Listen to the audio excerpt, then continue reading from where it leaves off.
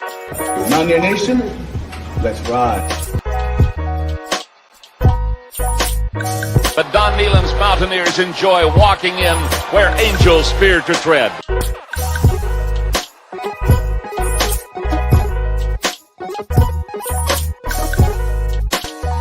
As the hills of West Virginia resound with the sounds of Golden Blue football.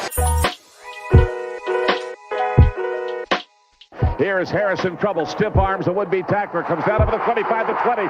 Goes around about it to 15 to 10 to 5. A touchdown, West Virginia. He did it.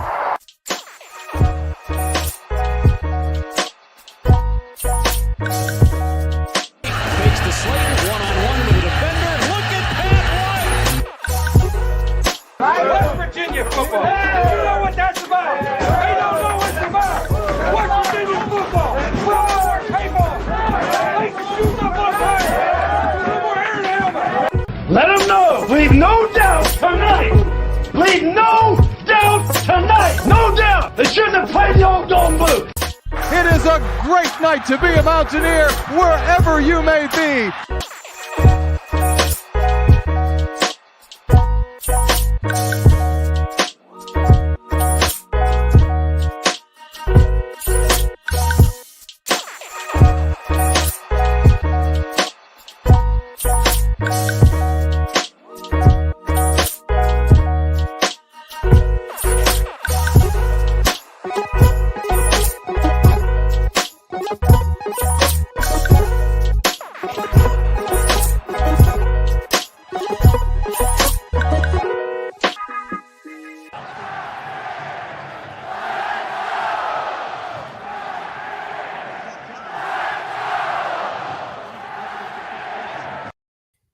What's going on, Mountaineer Nation? Welcome back to the Country Roads webcast. As always, I'm your host, Jordan Cruz, and got my co-host here with me, the host with the most, Steven. What's going on, man? How's it going, man? Just not living really the dream. Not really long time no see, but A little bit more sometime than no see. usual. You know how that goes. Yeah. But Q&A time though. Figured it's been about that time. Usually get them on Thursday. Figured we do one on Friday. A little bit later this week. A little bit later in the week. A little bit later in the night. But appreciate everybody tuning in. That is tuning in, whether it's on our Facebook, YouTube, or our Twitch. Drop in your questions, comments, concerns there in the chat. We'll get to them as we go throughout. Like I said, this is kind of our stream where we like to let Mountaineer Nation guide the conversation here in the Country Roads webcast community. But we'll hit some talking points along the way as well, of course, and talk about this upcoming game against Texas Tech and anything else WVU that pops up along the way. But that being said, Stephen, I haven't got to really hear your thoughts too much about this matchup with Texas Tech. Where's your head at kind of going into this one as far as the Mountaineers' chances and what you're expecting to see tomorrow? I'm still a little bit indifferent. I'm obviously happy that we won the Baylor game. The game was a lot more competitive than I thought, than I gave them credit for going into the game. But I still need to see more. I still need to see a little bit, especially out of the defense, because they still didn't show me anything against Baylor. That's kind of the positive that I'm wanting to see out of having Charles Woods back, and even just a limited role going into this weekend. But overall, I'm still indifferent. I don't really know which way to lean on this one. I would like to think that West Virginia is the better team, just from what I've seen on the field, even though that, Texas Tech obviously has beaten Texas and they've played some good football, but they too have played some bad football like West Virginia. So you've seen a little bit on both sides from them also. So I would like to think West Virginia obviously would come out on top, but away games really haven't been, West Virginia's strong suit in the Neil Brown era. But I don't know. I'm not really too high up on the game tomorrow, but not too low. Yeah, I don't know. See, initially, like when I looked at it, I thought I was kind of down just because the matchup as far as how bad our passing defense has been, how good their passing offense is, number one in the conference, I think number two in the country, up there in top five at least. And then, of course, the tempo that they run scares me as well.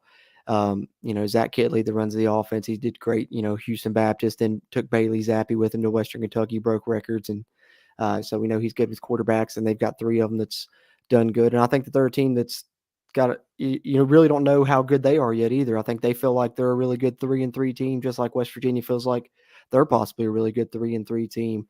They've beat Texas. We weren't even really in the game against Texas.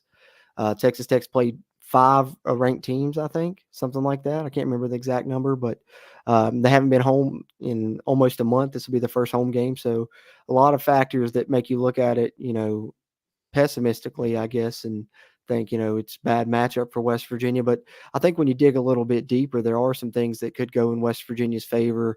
The Texas Tech run defense, specifically not that great. If West Virginia can run the football, control the ball, keep Texas Tech's offense off the field, it can help them. Texas Tech's offensive line's really struggled. They've given up over 20 sacks already on the season. West Virginia, hopefully their pass rushers can make some plays in this game. And in turn with that, Texas Tech's offensive line has also struggled to run block. So we know the strength of West Virginia's team is up front on the defensive line. So I think with what they lack in the back end, this is a game where Texas Tech's offensive line is, weaker a little bit. So maybe the defensive line can get enough pressure to, negate that stuff in the back end. So as bad as I thought it looked, and I was kind of thinking I was going to pick West Virginia to lose this game, even going into the recording of the episode, on my notes, I had us pick to lose, but just off a gut feeling, I don't know. I got a good feeling about this one tomorrow for some reason. Yeah, I got a good feeling about it. I don't want to think that we're going to lose, but looking at it, I didn't realize this until I was just now looking at it. But each of the last 5 opponents for Texas Tech have been ranked opponents. Yeah, I don't know. I'm not. I knew it was a lot. My knowledge, I'm I not sure thought if they it was were 5. ranked at the time. What is it? Yeah, I knew that they played a few ranked in a row. I couldn't remember if it was like 4 or 5, but yeah, they've had a tough schedule. Yeah, Houston says number 25, NC State number 16, Texas 22, Kansas State was also 25, and then Oklahoma State was number 7. They came out with 2 out of the 5 wins against those ranked opponents. So I don't know. I consider the game with them in Texas is kind of similar to what West Virginia was with Pitt in a way. The only difference is obviously they came out on top, being Texas Tech. Capitalized. Yeah, that's true. I could see that. I'd agree with that. I don't know. I think it's one that's tough to call because, like you said, it's like you can look at it one way and it's like, oh, this is a bad matchup for West Virginia. But then you look at it another way and you're like, well, there's some things they could exploit as well. So, a couple things that worry me about it, though, if we're going to talk about that, of course, I talked about the tempo and their passing offense, of course, but Texas Tech's coming off of a bye week. And this is a Texas Tech, offense anyway that changes up what they do week to week already to where you can't get a beat on what they're doing, changing up passing concepts and different route trees, things like that within their offense, passing protections as well as far as the offensive line's concerned. And, with them having an extra week to prepare, that may be even more so. So, that worries me a little bit. And then, of course, Texas Tech has 2 corners that are both, 6'2", 6'3". So they're going to be, good matchups, I think, with BFW and Caden Prather on the outside. Especially it's going to be a lot of man-to-man coverage in this game, something West Virginia hasn't seen since Pitt, which, I know those corners have great size, so it'd be a good matchup. But I kind of like that for West Virginia. I want them to play man against our guys. I like our chances, honestly. Yeah, I think on one-on-one coverage, I think a lot of our receivers will win those battles, especially, Bryce Ford Wheaton, you going one-on-one against someone.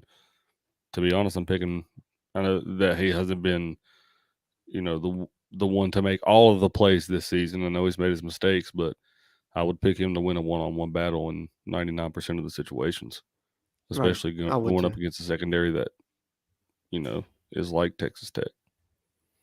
Yep, I'd agree. Let's see here. Go to chat real quick. West Virginia guy, good to see you in here. I don't think I've seen you in here before. Appreciate you tuning in and chiming in. And, of course, anyone else that's in here while you're in here, let's go ahead and get it out of the way. If you would, hit the like button. That'll really help this video's performance, help future videos' performance as we continue to try and grow the Country Roads webcast community here. And if you haven't already, hit the subscribe button. Helps us, helps you, helps get more of this Mountaineer football content out to Mountaineer Nation. And if you're in here, of course, this is our Q&A stream. We try and do weekly, either, day before the game or on Thursday usually. So, and this is where we kind of like to let you guys here in the Country Roads webcast community and Mountaineer Nation guide the conversation, pretty much talk about whatever pops up here and chat with you guys. And West Virginia guy leads that off, coming in hot, saying Neil Brown needs to be fired if we lose tomorrow. Steven, what are your thoughts, man? Oh man, is there a way to agree and disagree?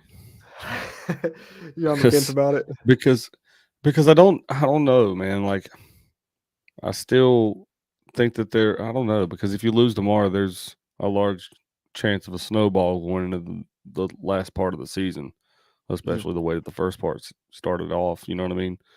You don't want to go back to a losing record. You want to get back, and I know.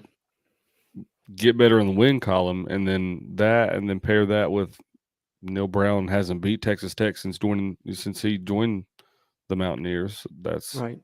That also doesn't bode well. So I kind of agree with that. I would almost have to agree with that. I don't know. It's tough because I think it's a big game, right? Like, and I feel like we've said that every game since, the Texas game for Neil Brown, since his seat, the temperature got Well, turned when up someone's a on a couple hot weeks seat, ago. every game is a big game. Yeah. Yeah, exactly.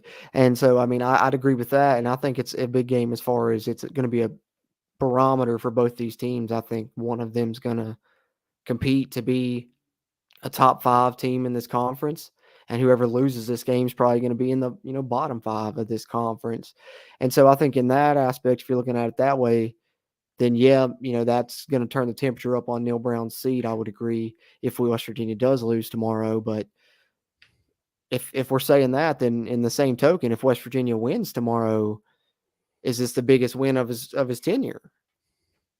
Then if it's that, I don't because know about people were that. saying that I don't. about Baylor even. Yeah, but I don't know if like, to me, this game is almost comparable to do you remember what it felt like whenever Shelton Gibson was on the team and we finally beat Kansas State? Oh yeah, when The first we time we still beat we Kansas hadn't State. beat Kansas State and Oklahoma, and then that was when we finally broke through against Right. them. Yeah, With this even being a 2016. away game, it still has kind of that feeling to it. You know what I mean? Mm-hmm. Like we're due this win. We need this win. But I don't know. I wouldn't say it's his most important win. If that's the case, then we're setting the bar too low, in my opinion. Yeah, But I'd agree. But that's kind of the issue, right? That's like kind of why everyone's upset right now is because we don't.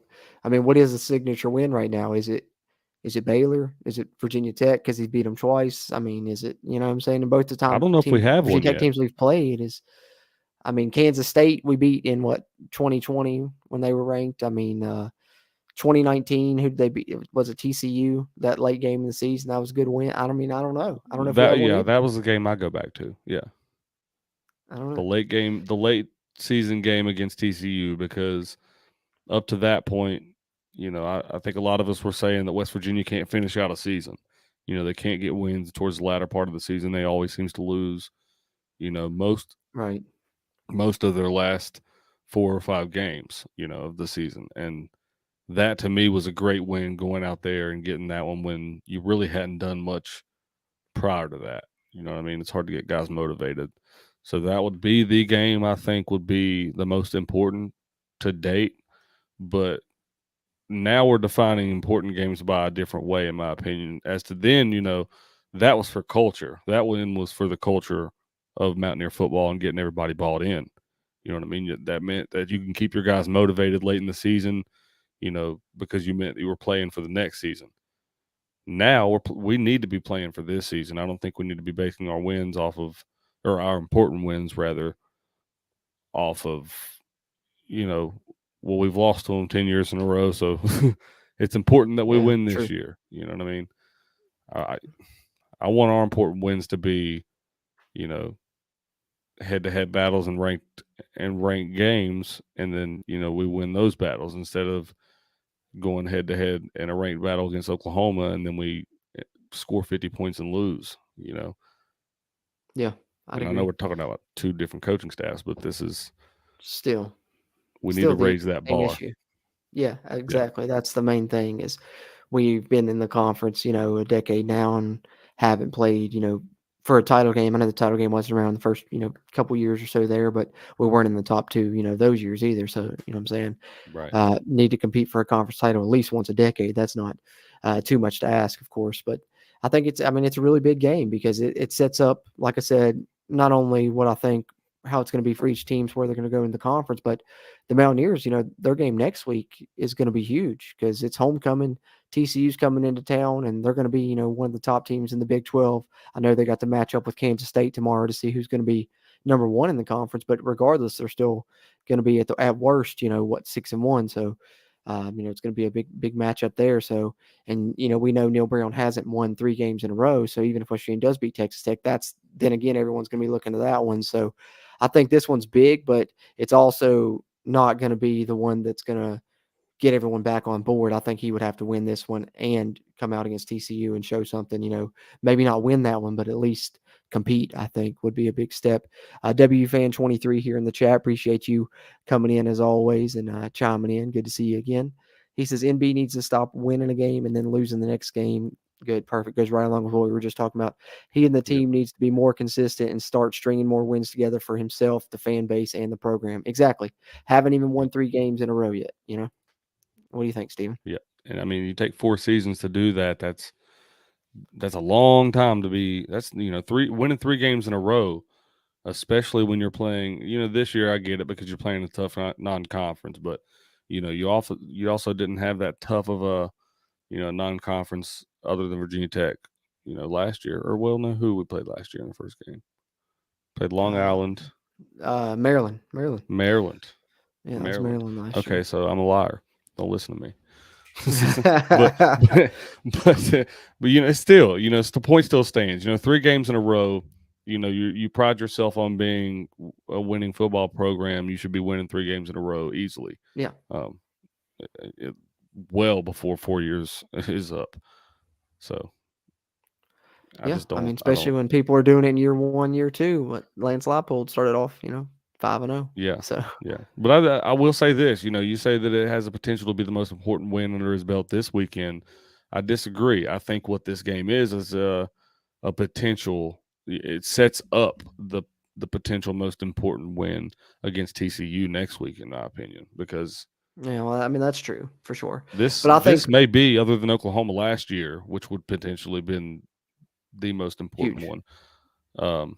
This may be the best opponent they've played in Neil Brown's time at WVU.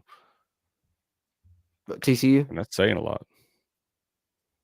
Yeah, up to this point, anyway. Yeah. Yeah. I think that's a really good team this year, and it's going to be a tough test for sure. But I was just thinking, earlier though, like to the other side of the coin. If West Virginia does, come out, win tomorrow, turn around their season a little bit, wind up getting to bowl eligibility, which looked extremely, like it wasn't way far out of reach, a couple weeks ago. Or if not only that, if they somehow manage to get to 7, plus wins, something like that. We know, our guy Paul Riggs still has been going 9-3. So who knows, anything could happen, right? But I think if something does happen like that for West Virginia where it turns around, I think we'll look back and be like, the 2022 game against Baylor, that's where the program kind of took a turn, you know what I'm saying? Because that's what it kind of felt like in a way. But that doesn't matter if we don't capitalize in these next 2, then you're never going to be able to say that because instead it's going to be back to who, are we going to fire him or not, Yeah. Which, like we always say, it's always going to be we should fire him. Even if we go undefeated and we're 11-1, that one loss, we need to fire him after that one loss. You know what I mean? Yeah. Let's see. West Virginia guy says Pete Thamel reporting Nick Saban retiring after the season. Let's see. I was seeing if ESPN sent me anything, but that's interesting. That's the first time I've heard that, but I'm going to have to check that out here in a second. Let's see if I can pull that up on Twitter or anything. But yeah, that'll be something. Alabama job comes open. People are going to be jumping for that one. Yeah, I hope that's true.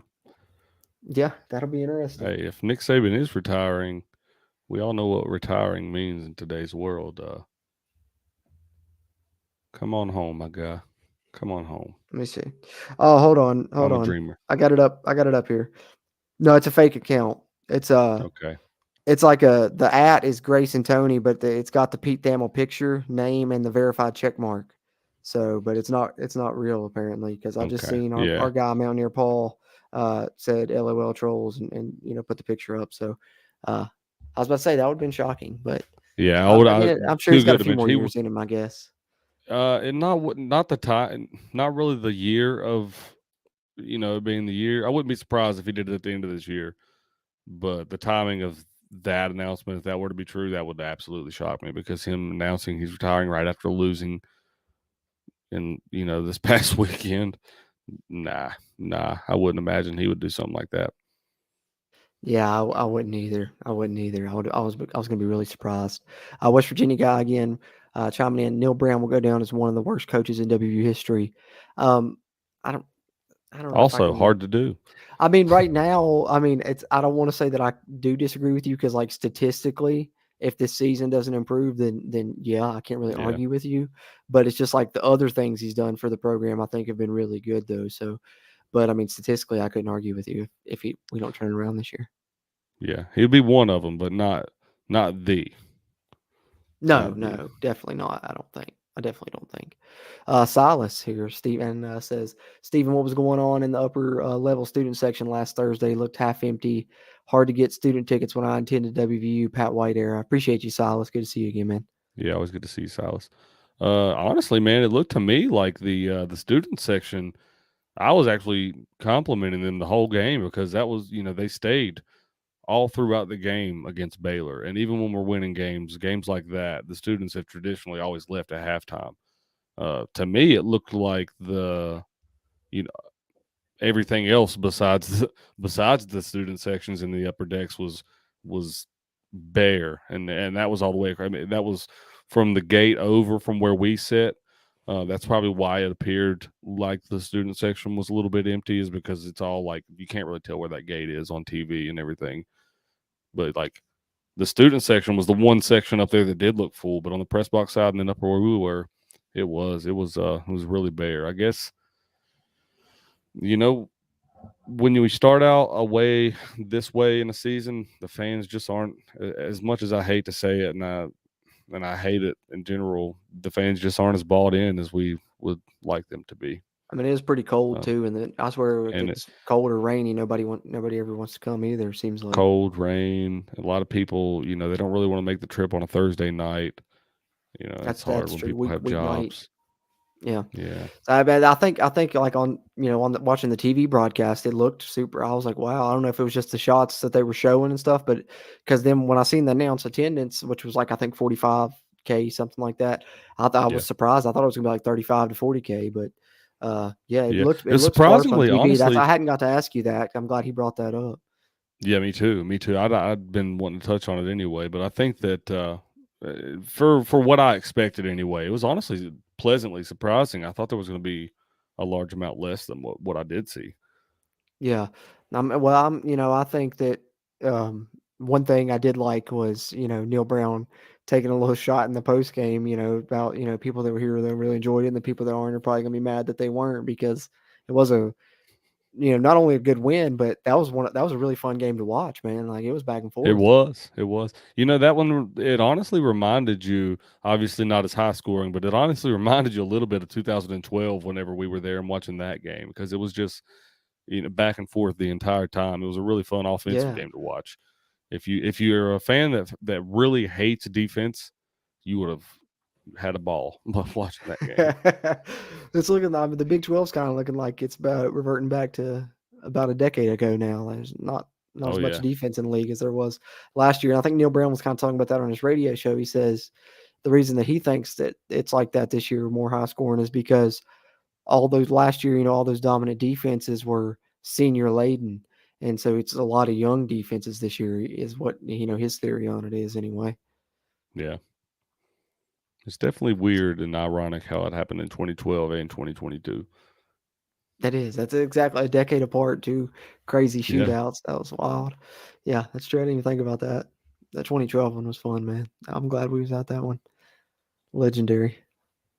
That 2012 game, like being there, I remember just like I mean, as it's happening, because you're looking up at the scoreboard and it's second quarter and Gino's already got 400 yards or whatever it was at that time, and I'm looking like, is this really like what is going on? Like, I mean, it's crazy because when you're watching it, you don't realize how much is happening.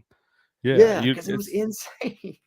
It's just like a normal paced game that so much happens at once. It's hard to process it all.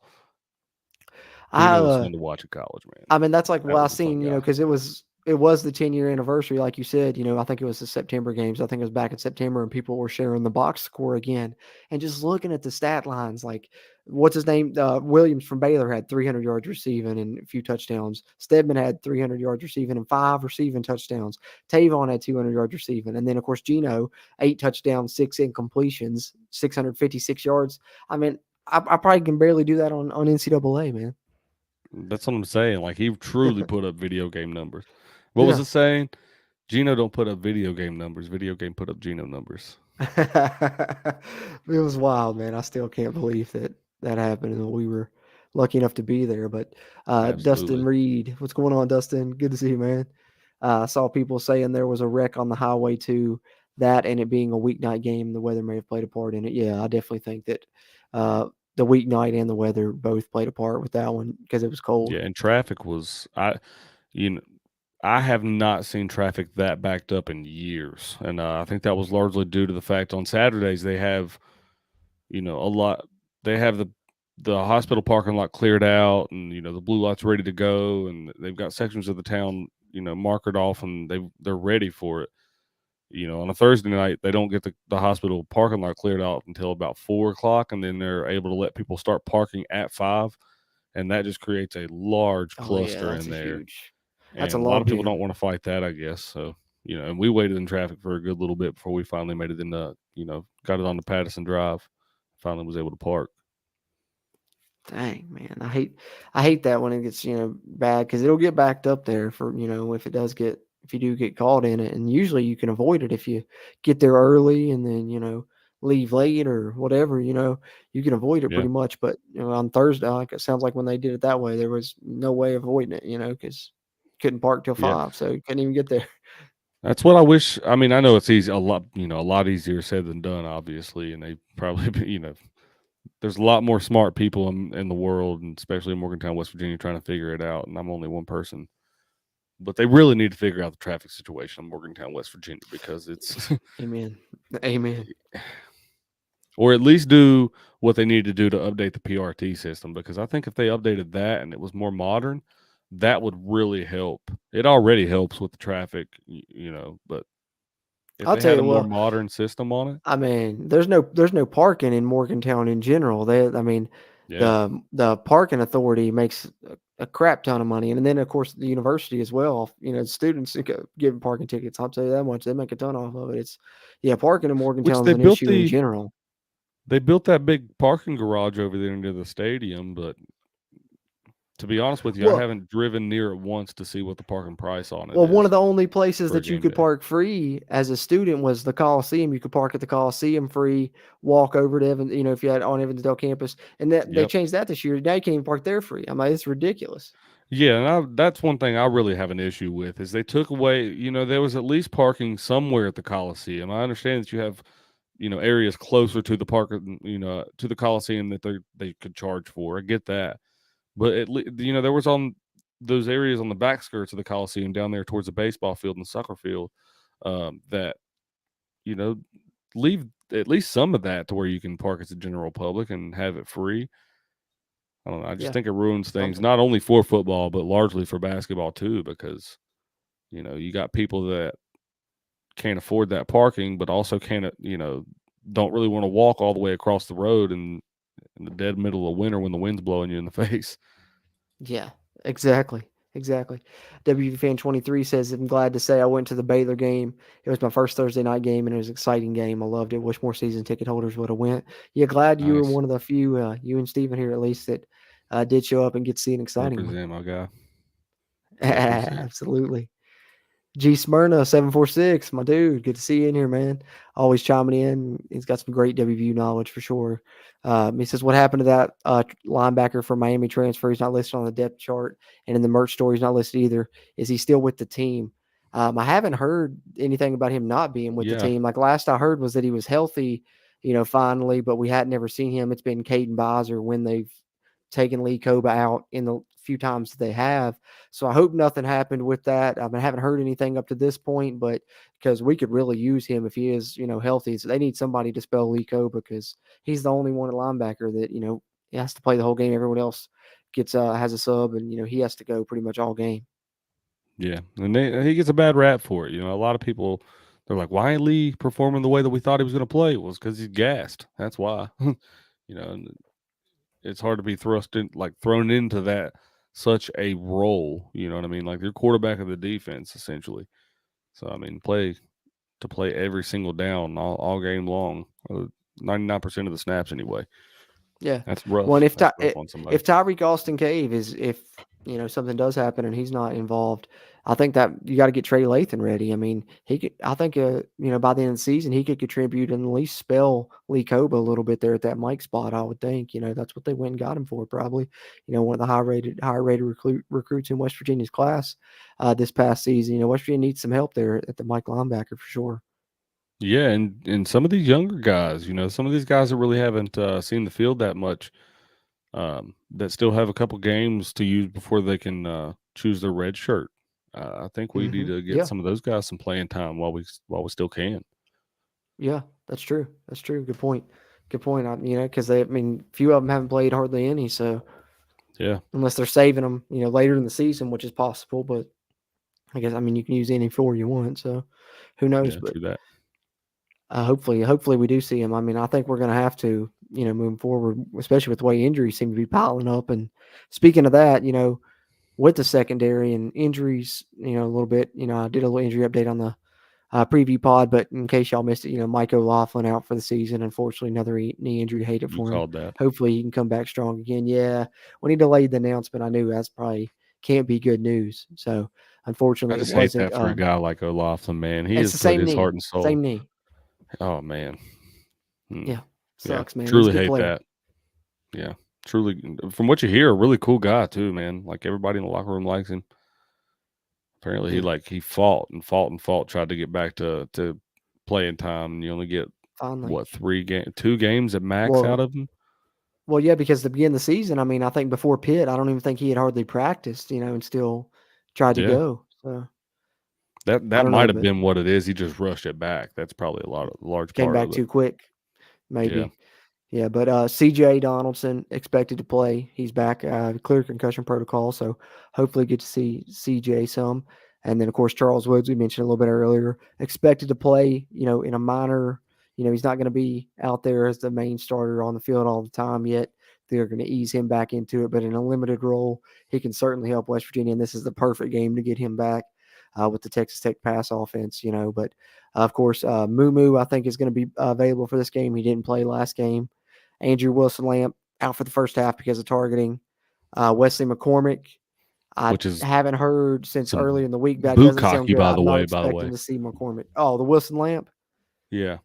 Yeah, it was unavoidable, man. I mean, he was going for the tackle, dudes. I get why they called it, but it's. Like I said, it's unavoidable. This is my issue, and this is why I mainly brought this up, is because I kind of want to talk about the targeting rule and my issue with it. I fully am 1,000% for cleaning the game up. And gosh, I can't speak tonight. Cleaning the game up and making it safer. Okay. With that being said, I also have a problem with a kid being punished for playing the right way. I get that if it's a kid that's leading with the crown of his helmet, he has time to avoid the issue. I get it. You can disqualify that kid and what have you. The rule can stand on that.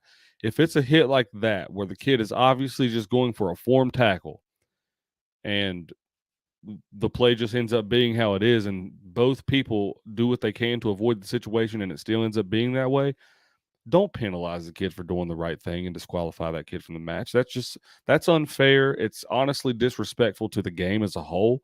And that's not just because I'm a Mountaineer fan. There's so many games that I watch in today's product that it doesn't make it enjoyable. And that's not because it's not gladiator football. It's because it's just not football. Who wants to be penalized for playing the right way? When has that ever been what the game is about?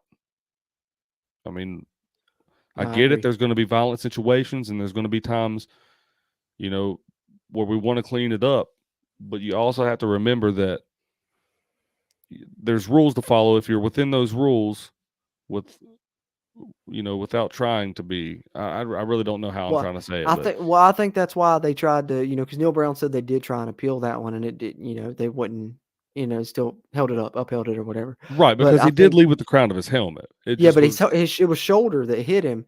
But I think, to me, if you have the targeting is there for not only, if you leave with the crown of the helmet, but I think it's there for the hits that are intentionally dirty, right? Like it's for to right, take the plays out of the right. game.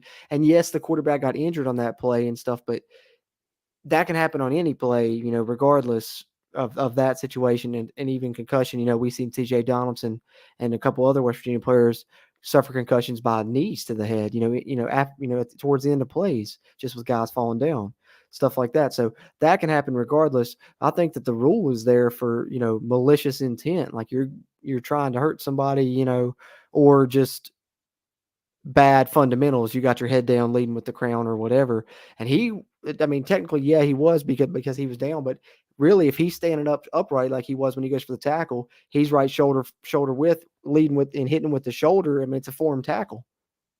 And I think also there should be a second count between, like, when I don't think it should be like, it's more dangerous to me if a quarterback slides knowing someone's about to dive for his head. You know what I mean? Like, what are you supposed to do?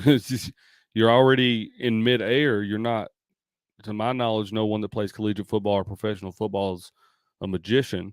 So I don't see them being able to, change the way that their body is going if they've already dove in the air and then the quarterback decides to dive or decides to slide. I'm sorry. And so there's my issue with it. You know what I mean?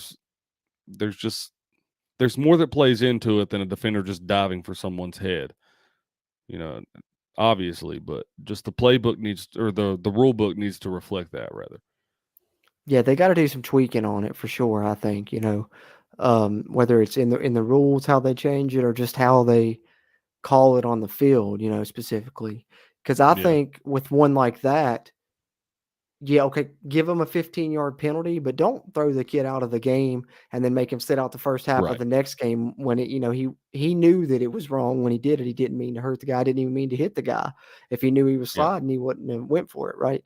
So, that's what I think. Yeah, I agree with you. That's my same issue. I just don't think you should disqualify the kid. I keep the penalty.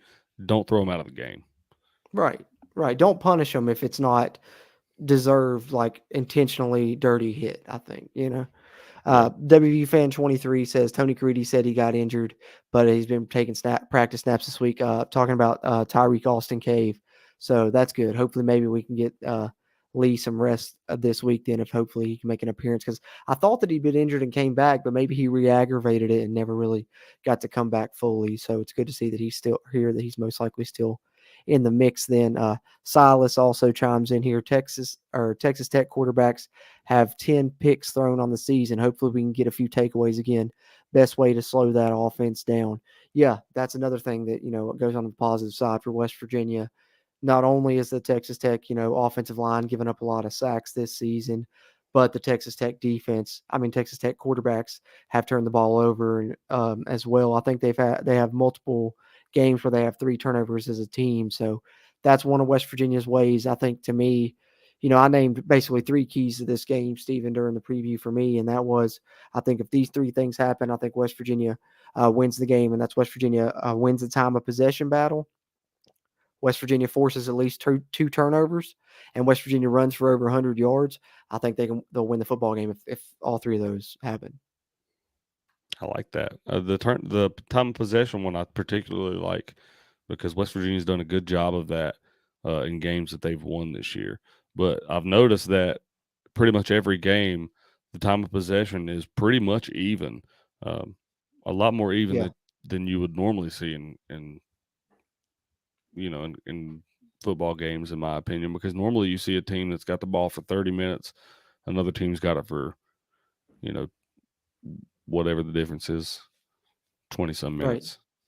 Right. And then these games have been 29, West Virginia's 29 or something offense like has that. been, but West Virginia's offense has also been like we haven't hit too many, like, I mean, we've hit a few, but not like as many explosive plays as I thought we have. Our offense has been methodical, like even at times when it didn't need to be, like against Texas, we were still, 14, 15 play drives. And so, like, I think that this is a game where that could really come in handy because you don't want to get like in a back and forth with them. You want to keep their offense sidelined.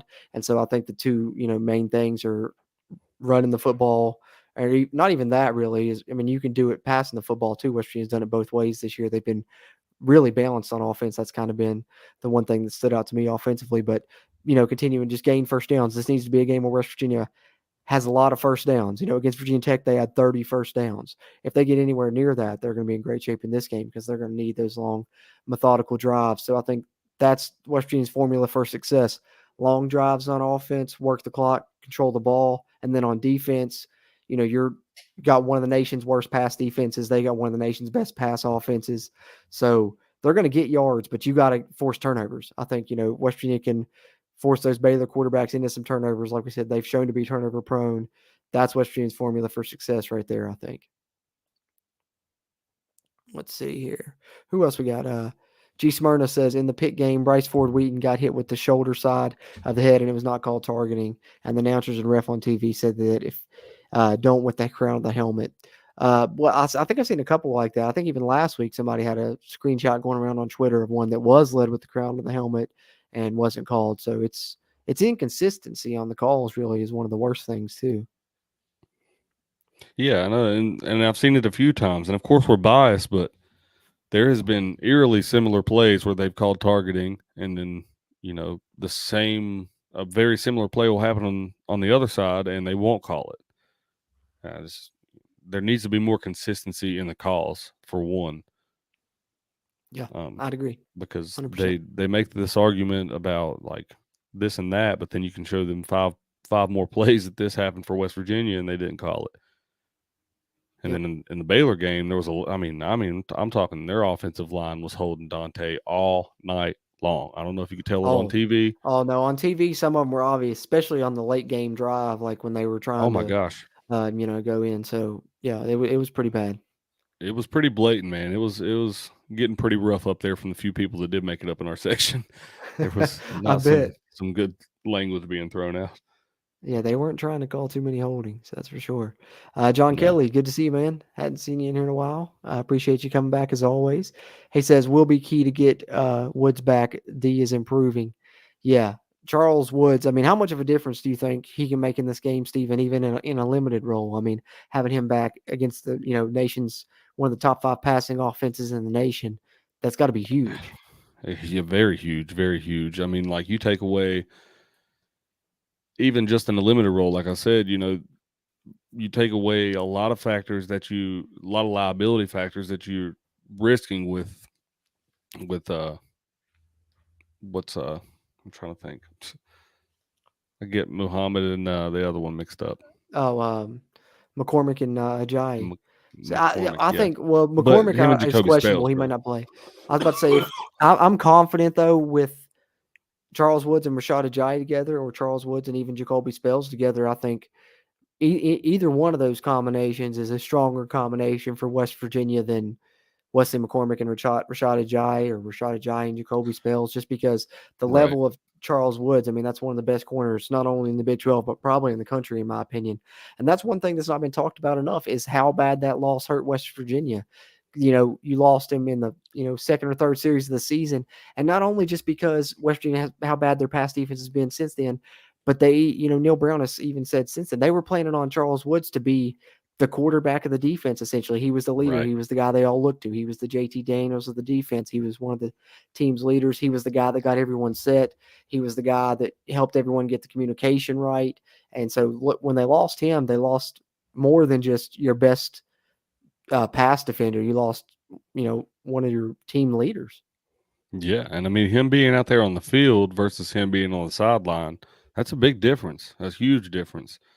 You not only lose him as a player, but you lose him out there on the field being a voice and being a leader, like you said, being the quarterback of that defense. So I think it's going to be huge tomorrow to have him back. And even if he plays one quarter, I think that's going to be big, because I think what you'll see most likely So he'll probably play a little bit early, but I think they'll probably save him for a large part of that second half because that's where I think we'll need him the most.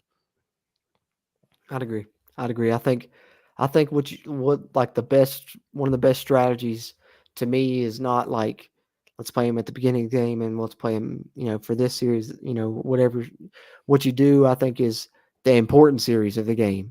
If you just Right. went up 7 and it's late in the game, you need to stop. Or if it's tied up late in the game, I think you play him in the most important series of the game is probably when we'll see Charles Woods. And we may only see him, one or two, 3 series, but I think there'll be very crucial series that we see him on.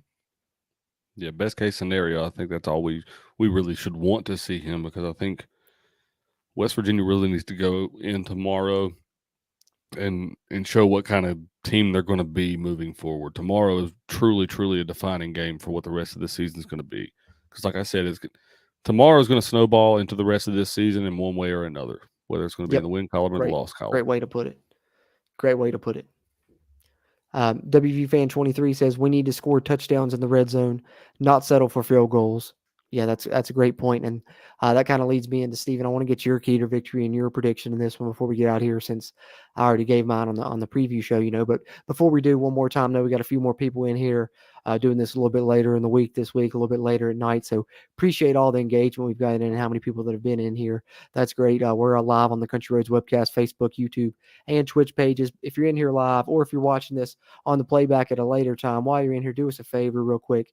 Hit that like button, give us that thumbs up. That'll help this video's performance and future videos performances as well. And if you haven't already, hit the subscribe button. It helps us, helps you as we try and get more of this Mountaineer football content out to Mountaineer Nation and continue to grow the Country Roads webcast community, which is great for times like this when we try and interact with you guys in the Country Roads webcast community and let y'all kind of guide the conversation in these Q&A streams and any other live chat streams that we have. But that being said, Stephen, I gave you my key to victory and kind of my 3 keys a little bit earlier. Told you before we recorded what my prediction was. I'll say I picked the Mountaineers to win, but if you want to hear the exact score, you're going to have to check out season 5, episode 142 of the CRW pod, of course. But Stephen, what about you, man? Your key to victory and prediction. How are you feeling? What do you think is going to be the deciding factor? I'm kind of going to beat a dead horse here, and I'm going to talk about our secondary play. I think that's the biggest thing that we need to pay attention to tomorrow, especially with a passing offense like this. They do turn it over a lot, but they're also very lethal when they want to be. So this defense needs to show up on the back end tomorrow, as they do every weekend. But you really need to prove something to not only everyone else, but to yourselves. You really need to gain an identity on that side of the ball. And up to this point, we've been pretty good at stopping the run to a point, but we really need to gain a true identity on that side of the ball. And with as many people as you got on your back and as large of a target as you got on your back right now, coming out tomorrow and playing a good game in that back end will be huge, i.e. having Charles Woods back. So that would be my key to the game. As for my prediction, I really want to pick the Mountaineers, but there's something in my gut telling me that I shouldn't. So I'm picking the Mountaineers to lose 41-38. And part of me wants to do that because last week I picked them to lose also, and they came out and they proved me wrong. So I'm hoping to do it again. Well, stick with it, and then if we win, you got to pick us to lose next week as well. So that's right. I'll as long as we're winning, you got to pick us to lose. Then I'll pick them to lose all the way up until they win a national championship, if that's what it takes. All the way 3 seasons from now, I'll pick them to lose. Well, I guess I wasn't as superstitious because I'd picked us to lose the last 2 weeks as well. And, I picked us to win, finally this week because, like I said, my gut feeling was just, I don't know, the opposite, I guess, at least when I was recording the preview pod. And right now, I don't know, dude, there's some things I feel confident about. So, I don't know. I feel confident. I just not overly confident, I guess you would say. This is the same reason I don't bet money on the Mountaineer football or basketball you can't bet on ever in my life. You can't do it. And if I ever do, I'm going to bet on them to lose. That way, if they do lose, I win money. And if they win, I lost money with the Mountaineers. Then you're not mad. Then you're still not mad. I will say what I do, my strategy is I just don't very rare. I mean, there is times that I do. I will bet us on a money line or against the spread or something. But usually for me, my thing is if I'm betting any West Virginia, I'm just doing some player props or something just so I'm not so attached to it, and because like you said, Yeah. betting on WVU is a lost cause, Yeah. one way or the Yeah, other. true that. I guess I would do it if I'm super confident, but the money line, the money you get out of those super confident ones, Yeah. Oh, like you win the ones that $5. I'm like, oh, this one's foolproof. I'm gonna win. Never. I don't know. And then it's Oh, like it's just a streak. It's a streak thing for me. Like once I lose one, then I lose so many in a row that I'm so mad. I gotta get. And then, but then like all I gotta do is hit one, and then I'll get it back, and I'll get on a streak. But I don't know. I guess Yep. that's kind of the way that gambling works, right? Or you're That's where like they me get and you have a $400 bet that you're about to hit, and you realize you pressed the wrong button. Oh man, And I you're mad 'cause remember that. picked the wrong team there. Yeah, that was a fun I day. know. Well, it sucks. I mean, you could have called if you'd have called it sooner, then you could have just cashed it out, because I probably had to cash out for you. But Yeah. it happens. It's happened to all of us at one point or another for sure. That's the part of the Life lessons, fun, right? man. Exactly. Then you know.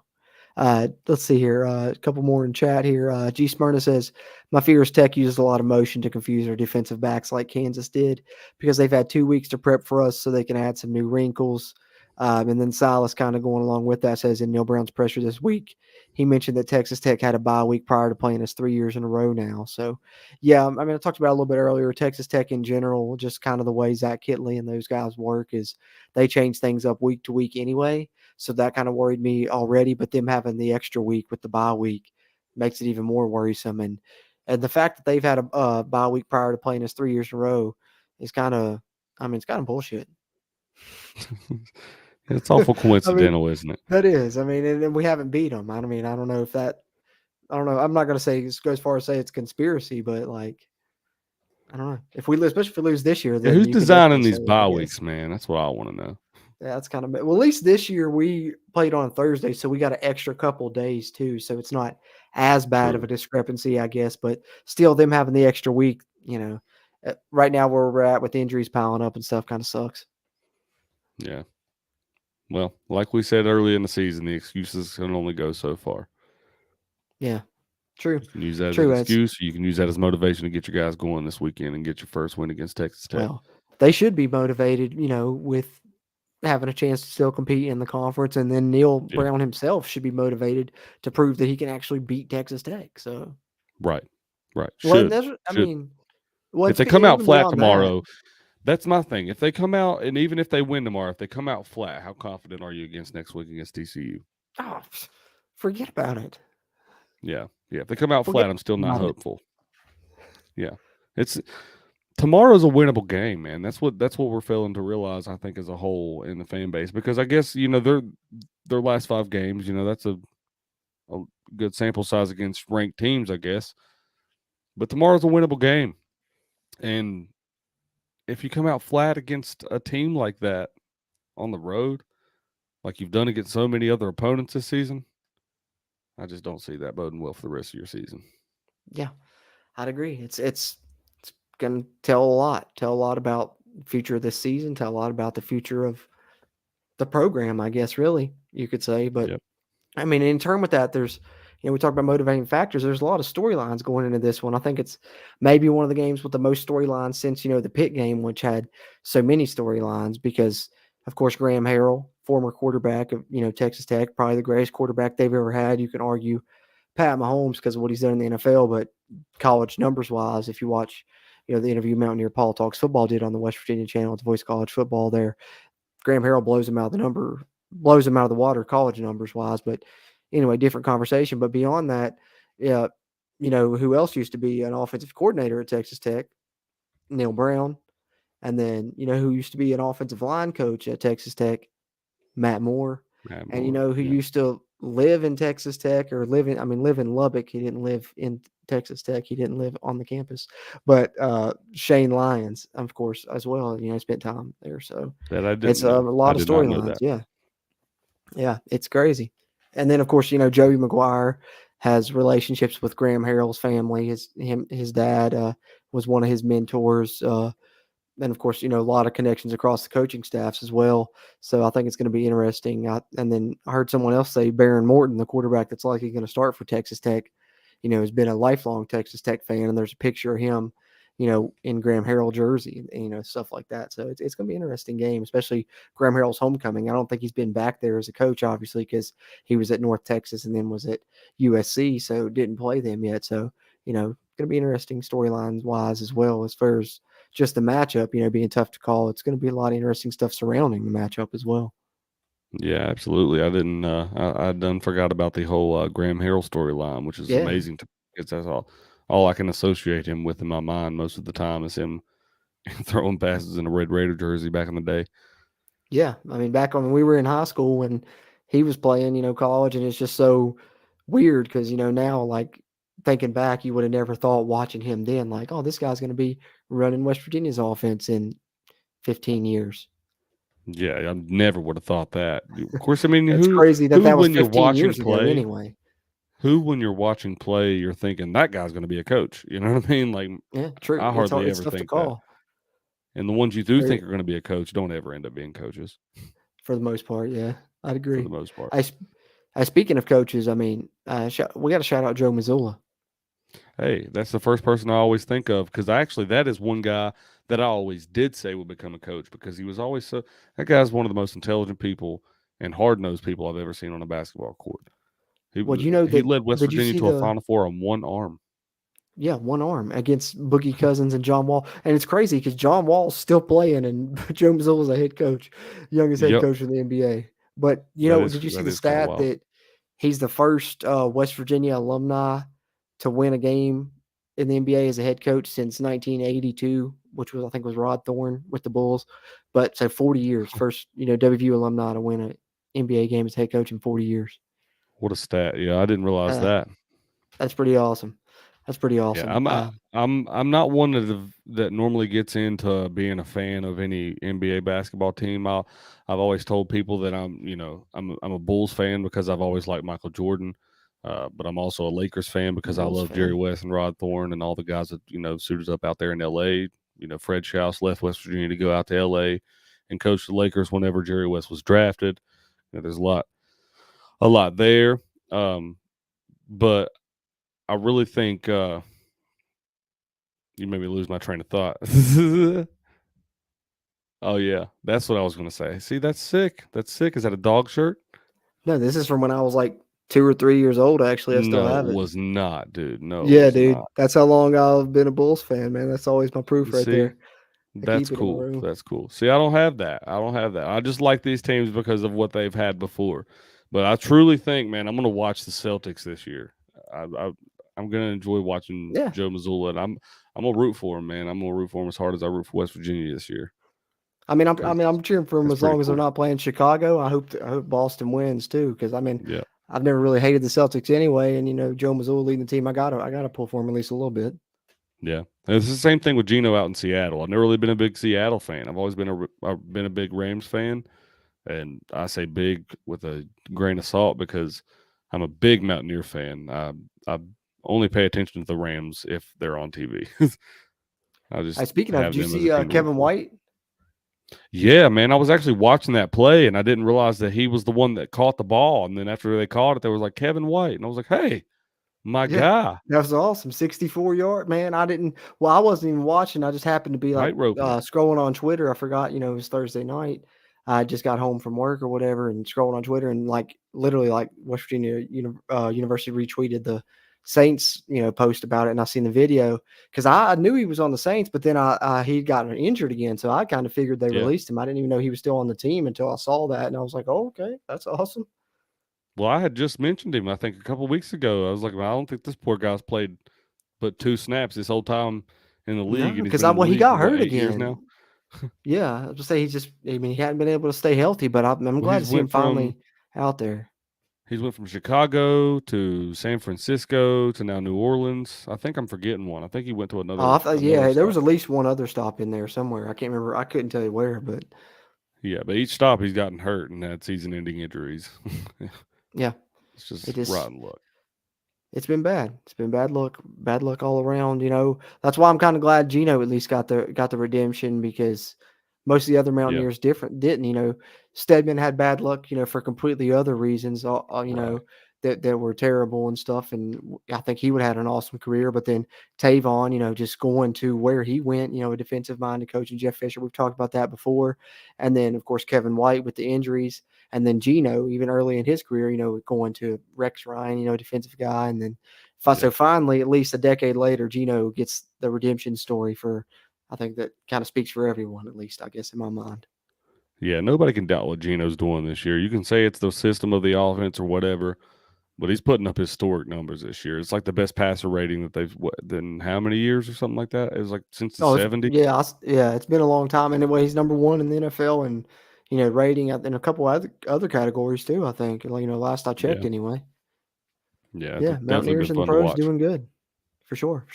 I'm sorry I keep getting us off on tangents. How I always do, but we like tangents. Whatever. Silas is wearing the Country Roads jersey again. Guess the players like the alternate top. Yeah, well, I think they wanted to wear it. I mean, they wore it with the white pants that it came with, Country Roads pants, and then they wore it with the blue pants. So now they got to wear it with the gold pants. Yeah, and I guess that's why I was thinking that the whole time. But the whole time I'm watching the video, I'm like, "Oh, please be gold pants, please be gold pants, please be gold bottoms. Oh my God, please!" And then people are hating that, by the way. People are saying they don't think it look. I guess where the jersey's got the blue on, I don't know. I guess people don't think it's going to look good, but I haven't really. I'm going to have to wait till I see it on somebody. But people hate a lot of our jerseys that I love, though, so I'll probably love it. Well, so. I love the white on gold, or like the blue on whites, or like the gold on whites. Man, anything gold, sign me up, dude. I love it. I love the all gold. I know everyone hates it. It's my favorite. I love the gold, man. Yeah, I love it. I'm all for it. WV Fan 23 says our program needs to get back to where we should expect to win games and not just hope to win. Great point. That's absolutely agree, my friend. G Smyrna 746. Next year is going to be our year if we can keep everybody together because we only lose 3 players. Big if in today's game. That's the only bad thing. And I don't know about JT. I'm really hoping we can get JT back for one more year, but that's also kind of seems like our motto as WVU fans always is next year is going to be our year. But I do agree with you, G Smyrna.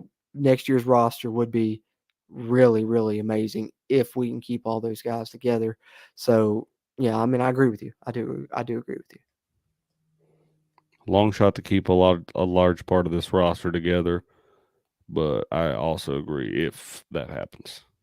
Yeah, just if. Big if happens. But that being said, I guess, we'll get ready to wrap this up here before too long. Any other questions, comments, concerns y'all got, drop them in here real quick. We'll touch on them before we hop out. But before we do, wanted to take a second, of course, and plug the live show tomorrow, immediately following the game. Come talk with us post-game over on the Voice of College Football and the West Virginia at the Voice of College Football, both those channels. And, of course, it'll be streamed here on our Country Roads webcast channel as well. So 3 different YouTube channels to tune into. No reason not to. Come jump in the chat again, talk more with us. We'll discuss the results, whether we're talking positive, negative, whatever. Hopefully it's positive results. But either way, we'll be there immediately following the game. Game kicks at 3, so our post-game show going to start up by 7. So be sure you're subscribed to the Voice of College Football and West Virginia at the Voice of College Football. Check that out tomorrow. And, of course, plenty of other content coming from us. We'll have our podcast review and reaction up sometime over the weekend as well. That'll be episode 143 of the CRW podcast and other things coming up on the channel. Of course, throughout the week, I'll have the player grades from the game, snap counts thing I started doing as well, new series. That being said, Stephen, anything you want to plug here before we get out of here? Yeah, man. We got basketball, man. We got hoops coming up in the next few weeks. Yeah. So we're gonna have to be getting on the ball, recording that, and getting some information out to you guys involving that. Because I don't know how up to date y'all are on Mountaineer basketball, but we are looking like we are going to be. I don't know what we're going to be. We don't know what we're going to be yet. We're going to be different from what we were last year. That's what we're going to be. A lot of new pieces. Whether we're going to win or lose games, we're going to be able to rebound the ball a lot better from what it looks like right now. But that's just a teaser. You'll have to look into. I was about to say we could just have a live brainstorming session on our plan for it right here live on air. We could do that. I don't know. Because I was thinking. Of course, you're hosted and stuff, so whatever. It's up to you mainly. I'm gonna be on there when I can. Yeah, this is my show, man. You need to back off. Yeah, I'm sorry, dude. I'm sorry.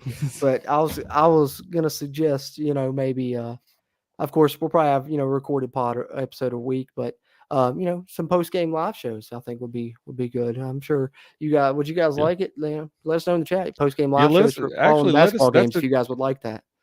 That's a great idea, Cruz. Let us know in the chat what kind of style y'all would rather us have. Would y'all rather us have like a weekly a weekly release that you guys can look forward to for the basketball once we get into that, or would y'all rather just have a live show that y'all can tap into and we can touch base on, because in basketball season where they have 2 games a week, it's a little bit tougher to have Yeah. such Or more. It's just consistent show. It's just Uh, hard. Like it's not going to be, like football. We can always have, we know we're going to have a preview and a review. We're going to have a live post game show. The only thing that you could do consistent with basketball is like a post game show following the game live. You could do that. But as far as yeah, recorded episode, maybe just do one a week and talk about whatever games have happened and, preview which ones haven't yet. Just have to see. But whatever you guys think would be best, just let us know in the chat, or even if you're watching the playback, hop in the comments. Let us know what you want to see, basketball season or some extra content you'd like to see, basketball right. season, anything you're thinking.